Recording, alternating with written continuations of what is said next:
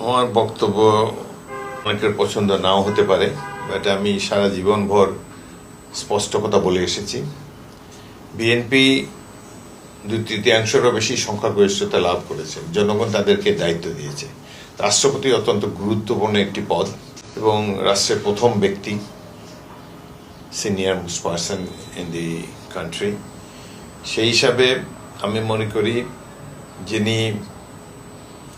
যাকে রাষ্ট্রপতি দায়িত্ব দেওয়া উচিত তিনি যেন একদম ডাইহার্ড একজন বিএনপির অনুসারী হতে হবে, পোড় খাওয়ার রাজনীতিবিদ হতে হবে এবং জনগণ থেকে উঠে আসা একজন ব্যক্তি, উপর থেকে চাপিয়ে দেওয়া নয় এবং বেশি ইন্টেলেকচুয়াল হওয়ারও কোনো দরকার নেই। সহজ সরল ব্যক্তি যিনি জনগণের কথা বোঝেন। একটা জিনিস দেখেন, আমাদের চমৎকার কিন্তু উদাহরণ রয়েছে পেশে, জাস্টিস শাহাবুদ্দিন আহমদ। এই ধরনের সৎ ব্যক্তি বাংলাদেশ কখনো দেখে নেই। তিনি একটা টেলিফোন করেছেন পুত্রের কাছে আমেরিকাতে, সাথে সাথে টেলিফোন ডিপার্টমেন্টকে বলেছেন বিল কত। টেলিফোন ডিপার্টমেন্ট জানাচ্ছে যে রাষ্ট্রপতির এখতিয়ার আছে, এটা পেইড, এটা লিগালি রাষ্ট্র পে করবে। তিনি বলছেন না, তাও আমি নিজের থেকে পে করব। একটা স্যুট নিয়ে ঢুকেছেন, একটা স্যুট নিয়ে বের হয়ে এসছেন।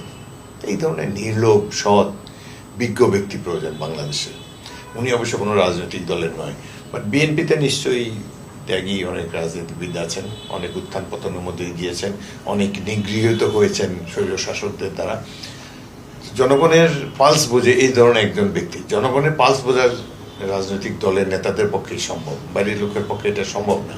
আমি মনে করি যে বিএনপির একজন সদস্য তিনি যে একেবারে ইলেক্টেড এমপি হতে হবে এমন কোনো কথা নেই। একজন ভালো মানুষ যিনি দুর্নীতির ঊর্ধ্বে থাকবেন, যাকে নিয়ে দেশবাসী গর্ব করতে পারে যে আমাদের ভালো একজন প্রেসিডেন্ট আছে। আর শিক্ষিত হতে হবে, উচ্চশিক্ষিত, জ্ঞানগম্যই আছে এবং একজন ভদ্রলোক যার খুব হাম্বল, ডাউন টু আর্থ, সাধারণ মানুষের সাথে ভদ্র নম্র আচরণ করবেন। তিনি চেয়ারে বসে নিজকে বিরাট কিছু ভাববেন না, এই ধরনের একজন সাধারণ ব্যক্তি এবং একজন হাম্বল, অনেস্ট, ডিসেন্ট পলিটিশিয়ান দরকার মনে করি। আমার মনে হয় আইন শৃঙ্খলা পরিস্থিতিকে গুরুত্ব দেওয়া উচিত। পুলিশ বাহিনীর মনোবল ভেঙে গিয়েছে, তারা একটা আইনগতভাবে সঠিক কাজ করতেও 10 বার চিন্তা করে। এই যে ব্যাংকগুলো লুটপাট হয়ে গেলো এত বছরে, ব্যাংক লুটেদেরকে আমরা আর দেখতে চাই না। এখানে জনগণের অর্থ যেন সুরক্ষিত থাকে, সেই ধরনের ব্যক্তিদের হাতে ব্যাংকের দায়িত্বভার থাকা উচিত এবং যারা এই দেশকে লুট করে বাইরে টাকা পাঠিয়েছে এটা ফিরিয়ে আনার জন্য দক্ষ একটা টিম দরকার, যারা এই ব্যাপারে প্রয়োজনীয় উদ্যোগ নেবে, দেশের সম্পদ আমার দেশে ফিরিয়ে নিয়ে আসতে পারবে। সুতরাং অর্থনীতি, আইন শৃঙ্খলা পরিস্থিতি, এই দুটো অত্যন্ত গুরুত্ব। আরেকটি হলো যে গণতন্ত্রকে অগ্রাধিকার দিতেই হবে। এতদিন যাবৎ দেশের মানুষকে, সাধারণ মানুষ নিগৃহীত ছিল। সাধারণ মানুষকে যারা ক্ষমতায় থাকে তারা মানুষকে মানুষই মনে করে না। নাগরিককে সম্মান দিতে হবে তাকে।